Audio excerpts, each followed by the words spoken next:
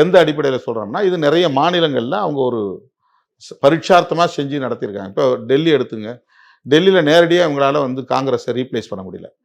காங்கிரஸா பிஜேபியானா காங்கிரஸ்லேயே மக்கள் ஓட்டு போட்டிருக்காங்க. அப்போ பிஜேபி என்ன முடிவு பண்ணுறாங்கன்னா, ஆம் ஆத்மி மாதிரியான கட்சி வரும்போது அவங்களுக்கு பின்னால் இருந்து பிஹைண்ட் த ஸ்க்ரீனில் இருந்து அவங்க சப்போர்ட் பண்ணுறாங்க. அண்ணா ஹசாரே அதுக்கு ஒரு டூல். இது நடந்தது. இன்றைக்கி என்ன நிலை? ஆம் ஆத்மியை தூக்கி ஓரம் வச்சுட்டாங்க. இப்போ பிஜேபி அங்கே வந்துருச்சு. இதுதான் ஸ்ட்ராட்டஜி.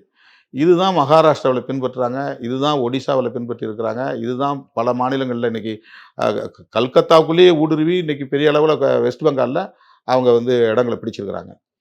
கர்நாடகாவில் அப்படி தான் வந்து இடங்களை பிடிச்சிருக்கிறாங்க. இந்த ஸ்ட்ராட்டஜியை தமிழ்நாட்டுக்குள்ளே அவங்க பின்பற்ற பார்க்குறாங்க.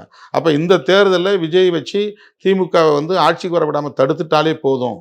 அவங்க அல்லது அட்லீஸ்ட் அவங்க வந்து மைனாரிட்டியாக இருந்து கூட்டணி கட்சிகளோடு சேர்ந்து ஒரு கோயலிஷன் கவர்மெண்ட் வந்தால் கூட பரவாயில்ல அப்படின்னு தான் அவங்க நினைக்கிறாங்க. நிச்சயமாக டிஎம்கே வர்சஸ் விஜய் அப்படின்னு வந்து அவர் ரீப்ளேஸ் பண்ணுறதுக்கு வாய்ப்பே கிடையாது. ஒரே தேர்தலில் அப்படி வந்து ஒரு ஆட்சியை கைப்பற்றக்கூடிய அளவுக்கான சூழல் இந்த காலம் இல்லை. எம்ஜிஆர் காலத்தில் இருந்திருக்கலாம். அவர் வந்து இப்போ நான் நினைக்கிறேன் ஒரு 7% 8% வாங்குவார்னு. பல பேர் சொல்கிறாங்க 10% 15% வரணும். 10-15% ஆட்சி கைப்பற்ற பத்தாது. அவங்க சொல்கிறபடி 15% வச்சுக்கோ. நான் சொல்கிறேன் 7% வேண்டாம். 15%ல் வந்து சில இடங்களில் தான் வெற்றி பெற முடியுமே தவிர அவங்க ஆட்சியை கைப்பற்ற முடியாது. அப்போது சில இடங்களில் வெற்றி பெறாங்களோ அந்த இடம்லாம் திமுகவுக்கு மைனஸ் ஆகும் இல்லையா? இப்போ திமுகவுக்கும் திமுக கூட்டணி பலவீனமாகும்போது திமுக கூட்டணி கட்சிகள் ஒன்றா சேர்ந்து கூட்டணி ஆட்சி உருவாக்கணும். அப்படி இல்லைன்னா அவங்க ஆட்சியை விட்டு வெளியே போக வேண்டியது வரும்.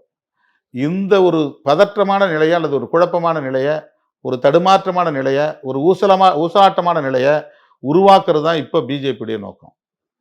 அடுத்த தேர்தலில் ரொம்ப ஈஸியாக இவங்க வந்து விஜயை எதிர்கொள்ள முடியும் அவங்களால.